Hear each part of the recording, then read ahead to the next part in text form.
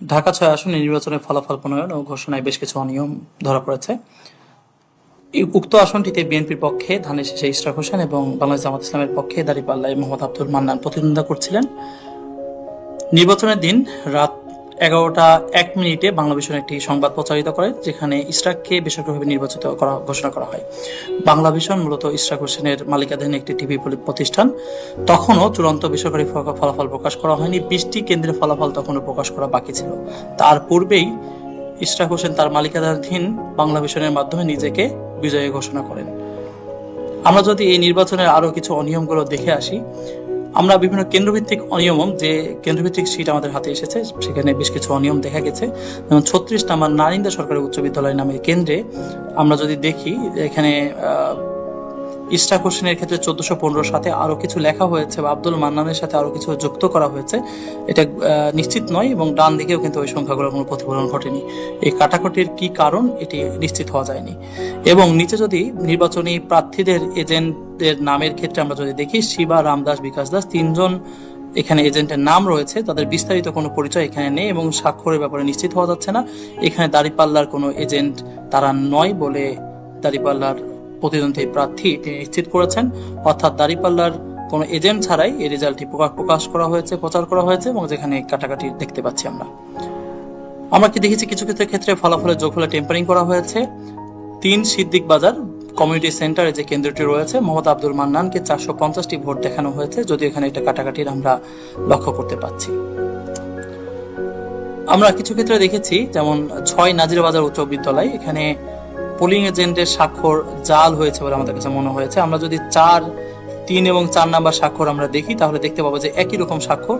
৫ এবং ৬ নাম্বার যদি স্বাক্ষর আমরা দেখি, মনে হচ্ছে যে কাছাকাছি ধরনের একই ব্যক্তি এই স্বাক্ষরগুলো করেছেন এবং এখানে দাঁড়িপাল্লার কোনো এজেন্টের স্বাক্ষর এখানে নেওয়া হয়নি।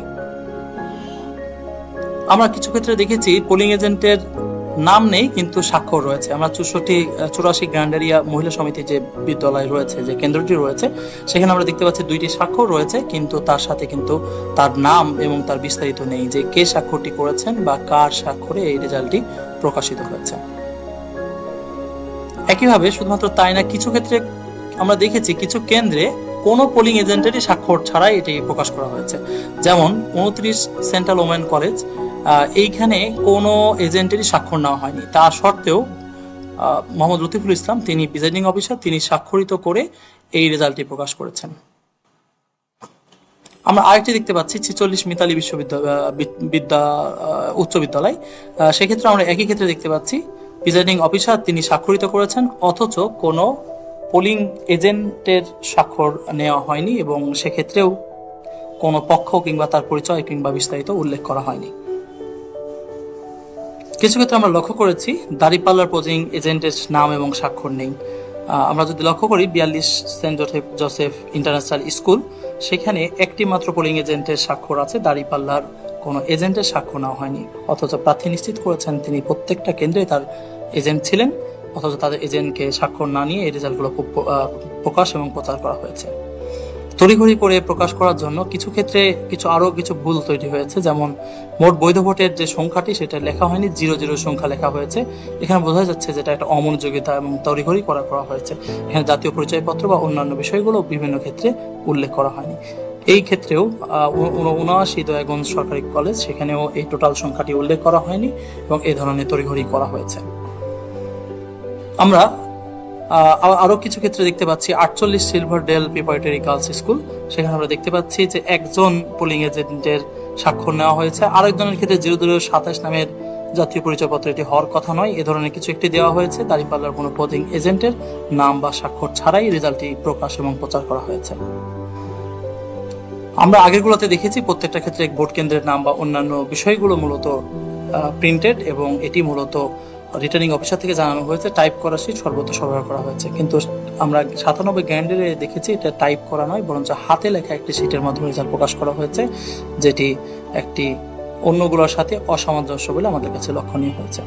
কিছু ক্ষেত্রে পেন্সিলের মাধ্যমে লেখা হয়েছে এবং কোনো স্বাক্ষরও নেই। আপনারা যদি দেখেন ৫৫ কবি নজরুল সরকারি কলেজের এখানে কোনো পোলিং এজেন্টের স্বাক্ষর নেই, সেক্ষেত্রে কিছু নাম আছে।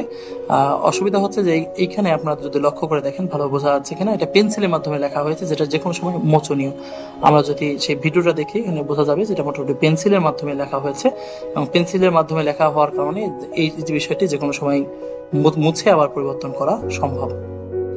কিছু ক্ষেত্রে আমরা দেখেছি যে এখানে কার্বন কপি ব্যবহার করা হয়েছে, এবং কার্বন কপিতে স্বাক্ষর আবার মূল স্বাক্ষর ব্যবহার করা হয়েছে। তো সেই বিষয়টি আমরা নিশ্চিত নয় যে কেন এটি ব্যবহার করা হয়েছে। 81 মনিজার রহমান গার্লস স্কুলে এটি ব্যবহার করা হয়েছে। কোনো কোনো ক্ষেত্রে দেখা গেছে যেখানে পোলিং এজেন্টের জাতীয় পরিচয়পত্র বা প্রতিদ্বন্দ্বী প্রার্থী কারা সেই বিষয়টি উল্লেখ না করেই মূলত এই রেজাল্টগুলো প্রকাশ করা হয়েছে। এমনও দেখা গেছে যে প্রিজাইডিং অফিসার যিনি ওই কেন্দ্রের প্রধান, যেমন জামিয়া আরাবিয়া মাদ্রাসা যেটা, ওনার স্বাক্ষর ছাড়া এটা প্রকাশ করা হয়েছে, যেখানে অবশ্য জাতীয় পরিচয়পত্র এবং প্রতিবন্ধী প্রার্থীদের এজেন্টেরও বিস্তারিত নেই, তবে প্রিজাইডিং অফিসারের স্বাক্ষর ছাড়াই কিন্তু এই রেজাল্টটি প্রকাশ করা হয়েছে। সামগ্রিকভাবে আমরা দেখতে পাচ্ছি যে কিছু কিছু কেন্দ্রে রেজাল্ট কাটাকাটি করা হয়েছে, যোগফলে কাটাকাটি করা হয়েছে। কিছু ক্ষেত্রে আমরা দেখেছি কোনো পোলিং এজেন্টেরই স্বাক্ষর নেই, কিছু ক্ষেত্রে দেখেছি যে আমরা প্রিজাইডিং অফিসারের স্বাক্ষর নেই, কিছু ক্ষেত্রে দেখেছি যে একজনের স্বাক্ষর আছে, কিছু ক্ষেত্রে দেখেছি জাল স্বাক্ষর তৈরি করা হয়েছে, কিছু ক্ষেত্রে আমরা দেখেছি যে পোলিং এজেন্টের বিস্তারিত নেই, কিছু ক্ষেত্রে দেখেছি দাঁড়িপাল্লার এজেন্টের স্বাক্ষর নেই। সামগ্রিকভাবে এই কেন্দ্রভিত্তিক যে ফলাফল যে শীটগুলো, সেখানে আমরা দেখেছি যে ব্যাপকভাবে এগুলো জালিয়াতির বা কোনো ধরনের অনিয়ম করার চেষ্টা করা হয়েছে। এই অনিয়মগুলোর ক্ষেত্রে নির্বাচনের দিনই ফলাফল স্থগিতের জন্য আবেদন করেছেন আব্দুল মান্নান, কিন্তু সেটি কোনো প্রতিকার উনি পাননি। এবং একই সাথে আরো কিছু গুরুত্বপূর্ণ অভিযোগ তিনি নিয়েছেন যে ইশরাক হোসেনের মালিকানাধীন ভবনে মূলত নির্বাচন অফিস ছিল, এবং সে ব্যাপারে তিনি আপত্তি জানিয়েছিলেন। অনেকগুলো কেন্দ্রে বাতিল ভোট উল্লেখ করা হয়নি, যা বেশ অস্বাভাবিক বলে তিনি দাবি করেছেন। প্রিজাইডিং অফিসার নিয়োগে তিনি অনিয়ম এবং পক্ষপাতমূলক আচরণের কথা বলেছেন, এবং এই সংক্রান্ত তিনি আবেদন জমা দিয়েছেন। মহিলা কেন্দ্রের ফলাফলের ক্ষেত্রে দীর্ঘসূত্রিতার মাধ্যমে অনিয়ম করা হয়েছে বলে তিনি দাবি করেছেন। বিশেষ করে মহিলা কেন্দ্রে একটা বড় ভোট জামাত ইসলাম বা দাঁড়িপাল্লার আছে বলে তিনি দাবি করেছেন, এবং দীর্ঘসূত্রিতার মাধ্যমে এই ফলাফলগুলো পরিবর্তন করা হয়েছে। এবং একই সাথে ইশরাক হোসেন তাকে নিজেকে বিজয়ী ঘোষণা করেছেন, তখনও 20টি কেন্দ্রে কোনো ফলাফল আসেনি। এমতো অবস্থায় তিনি আবেদন করেছেন 12 তারিখ দিবাগত রাতে তিনি আবেদন করেছেন, এবং দিলেও সে ব্যাপারে কোনো ব্যবস্থা নেওয়া হয়নি। তিনি 12 তারিখে আবেদন করেছেন জাল ভোটে সহায়তাকারী যে কর্মকর্তা, তার বিরুদ্ধে তিনি ব্যবস্থা নেওয়া হয়, এবং সেটা রিসিভ করা হয়েছে, কিন্তু কোনো ব্যবস্থা নেওয়া হয়নি। তিনি নির্বাচনের দিনই ফলাফল স্থগিতের আবেদন করেছিলেন রাত 00:58, অর্থাৎ নির্বাচনের দিন রাত গড়িয়ে 12:58 তিনি আবেদনটি করেছিলেন, এবং গ্রহীত হয়েছে। তিনি এখানে জানিয়েছেন যে প্রাপ্ত ফলাফলের সাথে প্রিজাইডিং অফিসারের বিবরণী অসঙ্গতি রয়েছে, কিছু ব্যালট বা ভোটের চূড়ান্ত ফলাফলে প্রতিফলিত হয়নি, পূর্ব এবং পরবর্তী সময়ের তথ্যে পার্থক্য রয়েছে, অনেকগুলো কেন্দ্রে বাতিল ভোট নেই, এবং প্রিজাইডিং অফিসারের ব্যাপারে তিনি বলেছেন যেখানে অনিয়ম এবং পক্ষপাতিত্ব রয়েছে। এবং একই সাথে তার আগের আবেদনগুলোর কথা উনি বলেছিলেন, রেজাল্ট প্রদানে যে দীর্ঘসূত্রিতা হয়েছে যা জনের মধ্যে সন্দেহ সঞ্চার করেছেন। এই সকল বিষয়ে উনি বলেছেন যে এটি স্থগিত করে পুনর্গণনা এবং টেম্পারিং সংক্রান্ত তদন্ত করার জন্য আবেদন করেছিলেন।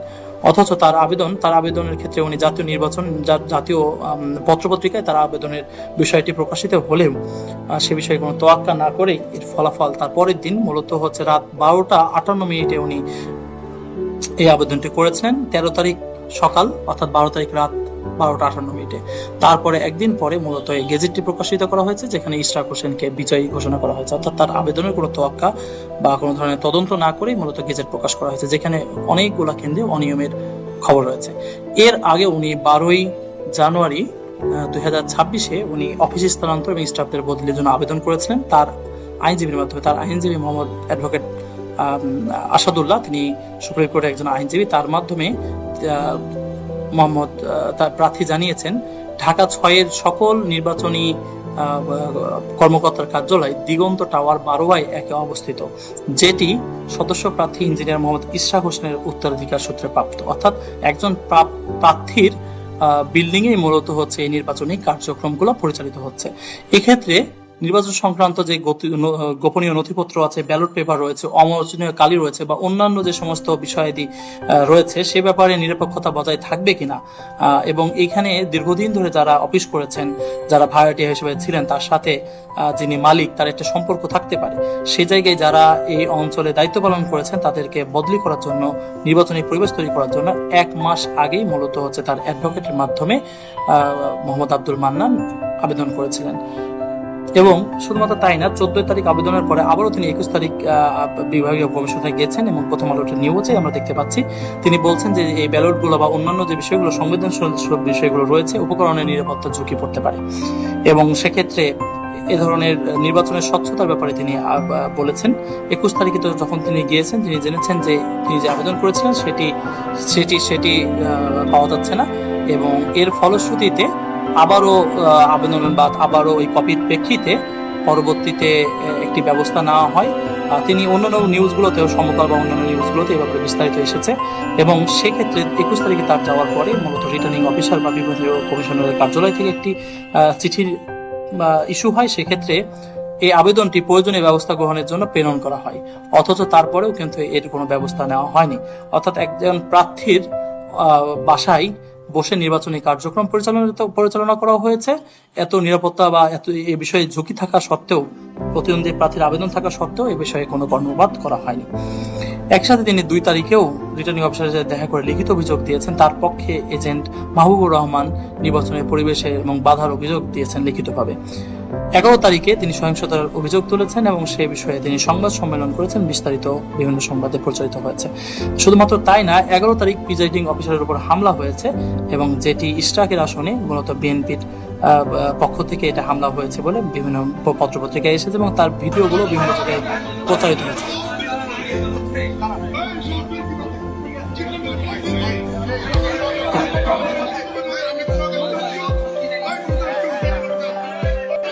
সরকারি ভোট কেন্দ্রে ঢুকে প্রিজাইডিং অফিসারের উপর হামলা হয়েছে সে সংক্রান্ত নিউজও বিভিন্ন পত্রপত্রিকায় উপস্থিত এসেছে, অথচ তারপরেও কোনো ব্যবস্থা নেওয়া হয়নি। 11 তারিখ প্রিজাইডিং অফিসারের উপর হামলার বিষয়ে সংশ্লিষ্ট জায়গায় আর্মি ব্রিফ করেছিল এবং তারা এই ঘটনাটি টেকেল দেওয়ার চেষ্টা করেছেন। 12 তারিখ সকালে তিনি পোলিং এজেন্টদের খালি বাক্স না দেখিয়ে এই ভোট শুরু করার অভিযোগ করেছেন, যেটি নিয়ম হচ্ছে যে প্রথমে পোলিং এজেন্টদের খালি বাক্স দেখানো, তারপরে হলো ভোট কাস্টিং করা। সে বিষয়ে তিনি অভিযোগ করেছেন গণমাধ্যমে এবং একই সাথে তিনি যে ভোট কেন্দ্রের স্বচ্ছতা তা নিয়েও কিন্তু 12 তারিখ 10:15 তিনি অভিযোগ করেছেন, যেটিও চ্যানেল 24 সহ বিভিন্ন পত্রপত্রিকায় এসেছে। সামগ্রিকভাবে যে অনিয়মের বিষয়গুলো আমরা দেখেছি, যে প্রার্থীর বাসায় বা প্রার্থীর ভবনে মূলত হচ্ছে নির্বাচনী অফিস পরিচালনা করা, সেই প্রার্থী নিজেকে নির্বাচিত ঘোষণা করা, 20টি কেন্দ্রের ফলাফল না আসা সত্ত্বেও টেলিভিশন বা সংবাদপত্রে এটি চলে আসা, বিভিন্ন কেন্দ্রে যে ফলাফল রয়েছে তাতে ফলাফল টেম্পারিং, স্বাক্ষর না থাকা, প্রিজাইডিং অফিসারের স্বাক্ষর না থাকা, কোনো কেন্দ্রের স্বাক্ষর না থাকা, এতে পেন্সিল কিংবা অনেক ক্ষেত্রে বিপরীত বা কার্বন কপি ব্যবহার করা, এই ধরনের বিভিন্ন টেম্পারিং এর অভিযোগ এসেছে। এই সমস্ত অভিযোগ আমলে না নিয়েই যে রেজাল্ট প্রকাশ করা হয়েছে, সংশ্লিষ্ট প্রার্থী মনে করছেন যেটা তার প্রতি অন্যায় হয়েছে এবং অবিলম্বে তিনি শপথ স্থগিত করে ভোট পুনর্গণনা করা এবং অনিয়মের তদন্ত সাপেক্ষে দোষীদের দৃষ্টান্তমূলক শাস্তির বিধান করার অনুরোধ করেছেন। জি, সবাইকে ধন্যবাদ।